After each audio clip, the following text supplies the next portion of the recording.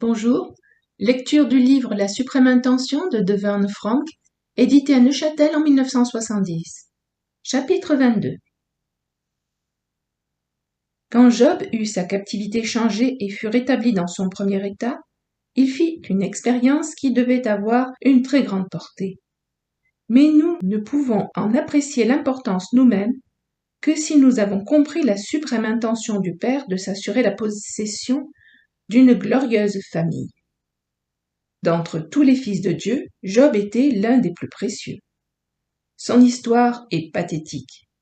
Par cet homme, en effet, alors que les attaques s'étaient concentrées sur lui, le Père s'apprêtait à manifester la manière dont il allait justifier et faire approuver tous ses actes face aux hommes, aux anges et à l'univers tout entier. Il réduira au silence les hordes accusatrices de Satan, en même temps qu'il provoquera et inspirera de la part de son immense famille une explosion de louanges comparable au bruit des grandes eaux. « Notre Dieu est véritablement un Père merveilleux !» s'exclamera-t-on. Commençons par jeter un coup d'œil distant sur cette rencontre dans les lieux célestes, quand Dieu est accusé par Satan et que le défi est jeté. Un jour, là-haut, alors que les fils de Dieu se présentaient devant le trône, Satan apparut aussi parmi eux.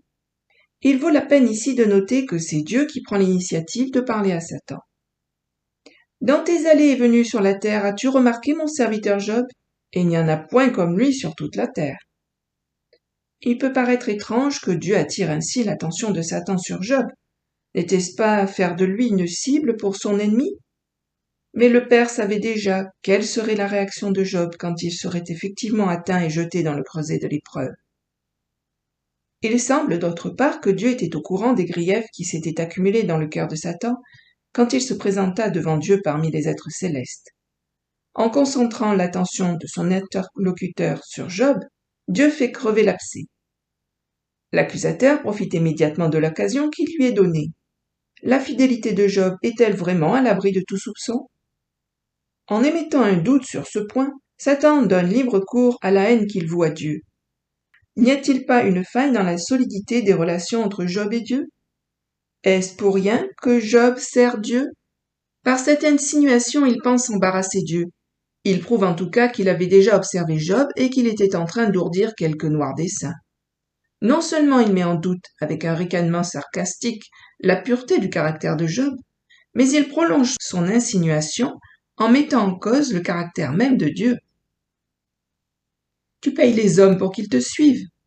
Qui donc refuserait si fidèle service à quelqu'un qui vous tient lieu d'écran protecteur contre l'adversité et satisfait tous les désirs de l'âme? Cette basse provocation donne à entendre que Dieu ne peut pas constituer une famille comme il la désire, sans distribuer des cadeaux. Dieu achète-t-il les hommes?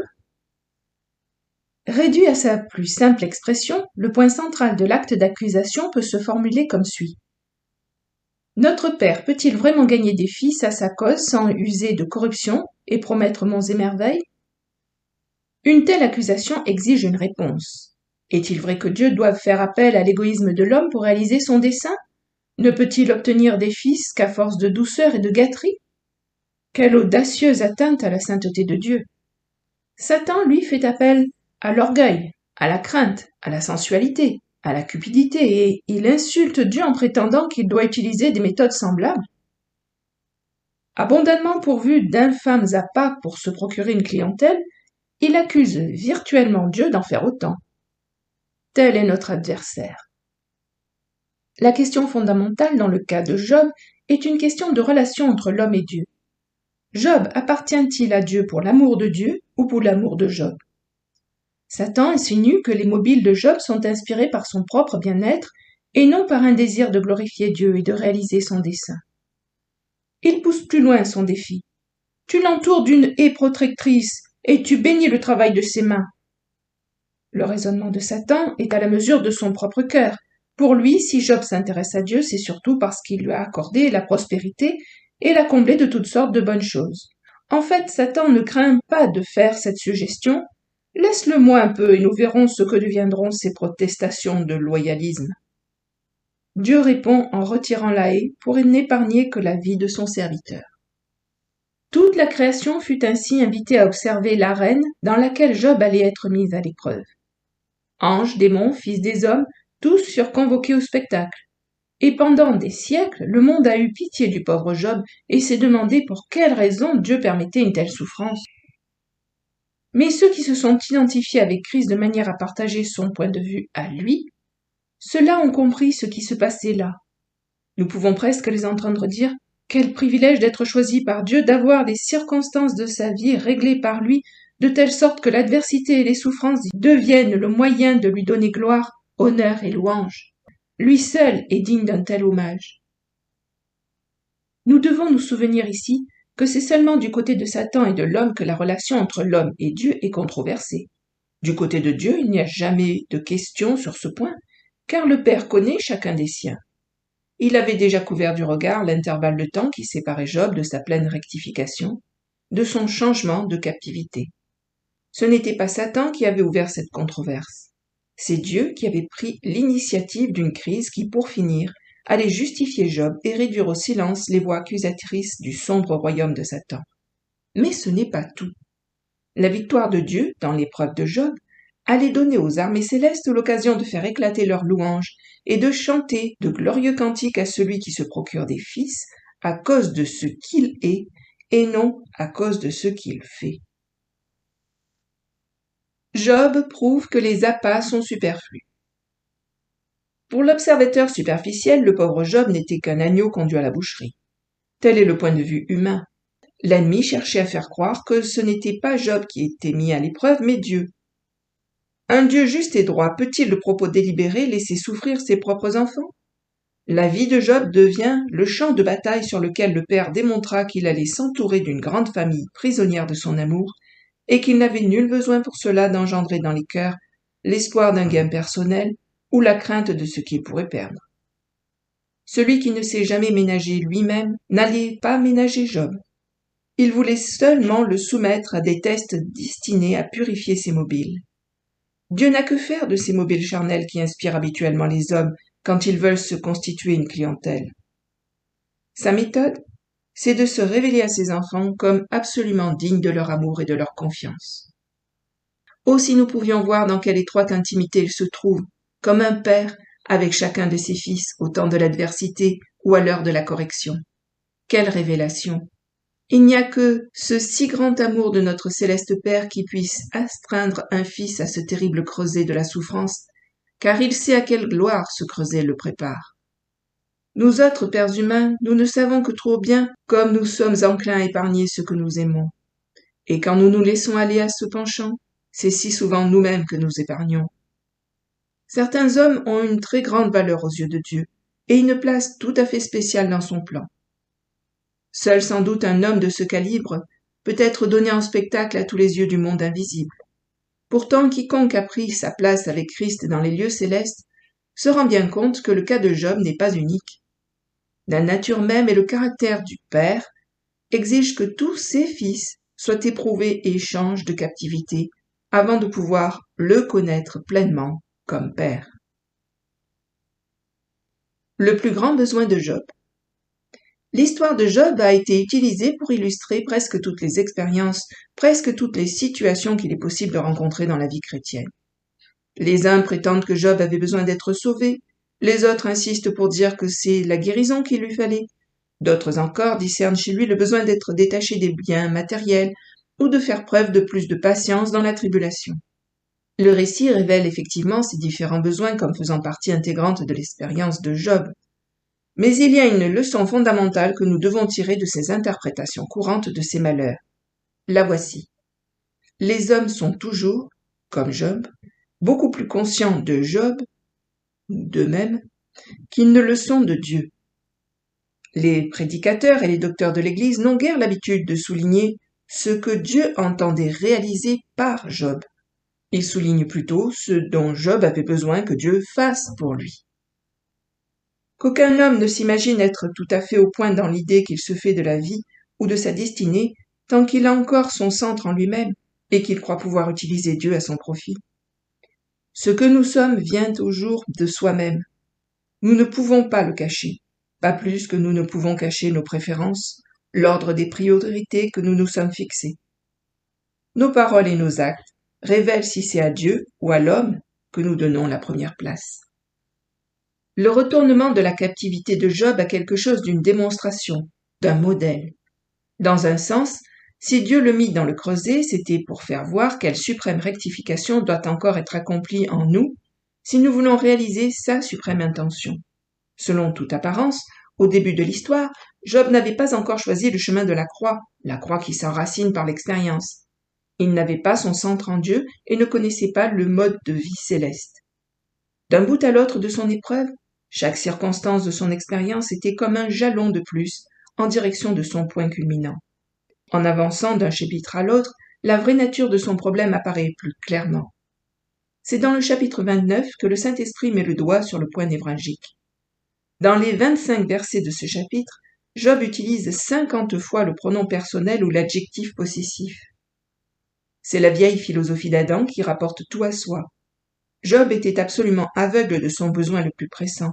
Il ne voyait de sa personne que l'homme qui se donnait tant de mal pour plaire à Dieu. Et c'était là le problème. L'homme persistait à être le centre. Quand nous arrivons au dernier chapitre du livre, Job a franchi le pas qui sépare l'ouï-dire de la contemplation directe. Il a vu Dieu. Il confesse sa conduite coupable et y réfléchit, et se répand sur la poussière et sur la cendre. Et tout à coup, nous découvrons l'objectif auquel toutes ces expériences devaient aboutir, la captivité changée. Il y a une note à propos de la captivité changée. Version anglaise du texte rendue dans nos Bibles par « L'Éternel rétablit Job dans son premier état ». Les considérations qui suivent ne sont compréhensibles que si l'on admet la version anglaise et l'interprétation qu'en donne l'auteur. Cette interprétation donne à entendre que le rétablissement de Job dans son premier état comportait également une transformation morale qui le qualifiait pour comprendre la suprême intention divine et pour s'y associer. Fin de la note. Regardez, voici un homme qui a été rectifié aux sources mêmes de sa vie. Dieu avait déterminé ce que serait le destin de Job. Le voilà réalisé. C'est un autre homme. Remarquez ceci, il n'est pas écrit que l'Éternel changea la captivité de Job et qu'ensuite Job pria pour ses amis. On pourrait en effet s'attendre à ce que son intercession fût la conséquence de sa transformation. Mais c'est toujours l'homme naturel qui tient cette sorte de raisonnement. Non, la Bible dit qu'il pria pour ses amis et que c'est alors seulement que sa propre délivrance arriva. Dieu avait tellement transformé la sensibilité de Job qu'il y eut dans son cœur une initiative spontanée lorsque ses amis eurent besoin qu'on priât pour eux. Dépouillé maintenant du manteau de son propre désespoir, il peut comprendre les besoins des autres. Il aurait semblé naguère que sa première préoccupation serait comprise pour lui. Maintenant, il peut voir qu'il y en a d'autres qui attendent. Le Seigneur ne dit pas un mot à Job au sujet de sa délivrance. Pourtant, ne peut-il pas l'espérer maintenant? Au lieu de cela, Dieu lui renvoie ses consolateurs qui avaient parlé si méchamment de lui. C'est donc à la requête de Dieu que les trois hommes vont se grouper autour du paria assis sur son tas de cendres. Job prie pour eux, les cieux réagissent, et de son trône, Dieu répond avec autorité. Job était devenu un vase d'honneur duquel Dieu pouvait, à la faveur de l'œuvre de mort qu'il lui avait fait subir, faire sortir la vie pour les autres. Dieu semble avoir choisi le meilleur parmi les hommes, un homme intègre et droit, qui craignait Dieu et se détournait du mal, pour démontrer à quel point tous les hommes dans leur état naturel sont privés de la gloire de Dieu, ou bien, comme on l'a traduit aussi, ont besoin d'être rectifiés par Dieu. Malgré toutes ses vertus, Job avait besoin de passer par cette mort qu'est l'humiliation. Aussi désormais Dieu va pouvoir l'éclairer plus complètement. Ce n'était pas assez de mettre dans la poussière un homme orgueilleux qui rapportait tout à lui-même. Dieu ne lui doit-il pas aussi la vision plus complète, la sagesse divine face à l'existence, quelque chose qui le mette en parfaite harmonie avec le Père et avec l'intention du Père? Oui, Job fut transformé, de cela nous sommes certains. Autrement, comment aurait-il pu sincèrement prier pour ses amis qui lui avaient parlé si durement et l'avaient si cruellement jugé? Quoiqu'il n'ait pas encore été justifié devant tous en étant délivré de son épreuve, il n'y a aucune rancœur en lui. Une pointe de dépit aurait pu surgir dans son cœur à la pensée que Dieu pouvait, par sa prière, bénir ses amis qui le méritaient si peu, alors que lui-même était laissé dans le dépouillement complet? S'est-il demandé ce qu'ils ont pu conclure de le voir toujours si éprouvé? A-t-il soupçonné qu'ils fussent capables même, pendant qu'il priait, de se moquer de lui? Mais non, nous ne trouvons dans le texte aucune trace de sentiment pareil. Que Job fut rectifié, que la croix eût commencé son œuvre au-dedans, la chose apparaît clairement dans le fait que Dieu entendit sa prière. Alors qu'il était en instance devant le trône, la parole d'autorité, la parole que seul le trône pouvait émettre, fut prononcée. Délivrez mon serviteur Job. Mon intention suprême de rectification a déjà été réalisée en lui. Je peux maintenant réaliser la délivrance extérieure. Ainsi, cette âme royale, déjà libérée de sa servitude intérieure, se trouve maintenant libérée des liens de l'affliction. Les derniers jours de sa vie, si fécondes pour la cause de Dieu, manifestèrent encore plus la grandeur que les premiers. Désormais le Père pouvait sans risque partager avec lui tous ses biens, sachant qu'à l'avenir il serait utilisé pour réaliser son intention. On aimerait en savoir davantage, n'est-il pas vrai, sur les bénédictions qui suivirent le rétablissement de Job, les circonstances, la succession des événements. Il ne nous en est rien dit. Ces détails sont probablement de peu d'importance aux yeux du Seigneur, qui regarde au cœur. Il se peut que, dans sa toute sagesse, le Père ait su comment d'autres de ses enfants, dans la fournaise de l'épreuve, seraient tentés de s'attacher aux signes visibles de leur rétablissement, au lieu d'aspirer au changement de leur captivité, qui a pour lui une valeur tellement plus grande. Mais au point où nous sommes parvenus, l'essentiel de la rectification de Job pourrait nous échapper. Si les avantages qui furent la part de Job dans ces dernières années sont encore pour nous le principal sujet d'intérêt, c'est que notre sensibilité n'a pas encore été éveillée à la personne de Dieu et à ce qui peut le satisfaire, lui. L'heure de la rectification sonna pour Job quand il fit le pas du côté de Dieu et fit sienne sa préoccupation. C'est alors qu'il adopta la vie de sacrifice spontané qui procure toujours la délivrance aux autres. C'est dans cette attitude d'oubli de soi que l'on voit surgir les plus grandes délivrances. T. Austin Sparks s'associe à ces témoignages quand il écrit « Vous pouvez arriver à être prisonnier de vos propres problèmes spirituels. Le moyen d'en sortir, c'est d'avoir sur son cœur le fardeau du peuple de Dieu tout entier. C'est cela qui engendre le ministère, qui est une source de force et qui alimente la vie de prière. Il n'y a rien qui émancipe comme de porter le fardeau du Seigneur.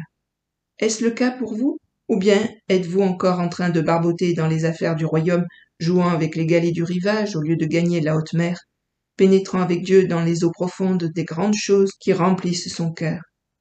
Êtes-vous simplement intéressé ou passionnément préoccupé?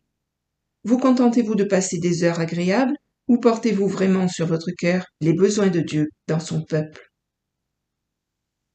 Dans la prochaine étude, nous verrons un autre instrument de choix qu'une complète rectification conduit à soupirer après une pareille expérience pour l'Église.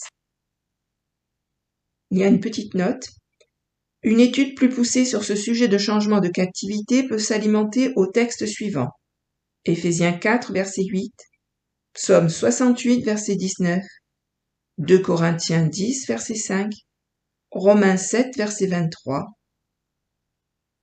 Sophonie 2, verset 7, 3, verset 20, Osée 6, verset 11, Job 42, verset 11 et Jérémie 29. De Sophonie à Jérémie, dans ces passages, Dieu parle clairement de la captivité du peuple d'Israël comme venant de lui. Donc, s'il les libère, ils changent de captivité et lui appartiennent. Note de la lectrice. Fin du 22e chapitre. La suite de cette lecture dans une prochaine vidéo. À bientôt, merci. Au revoir.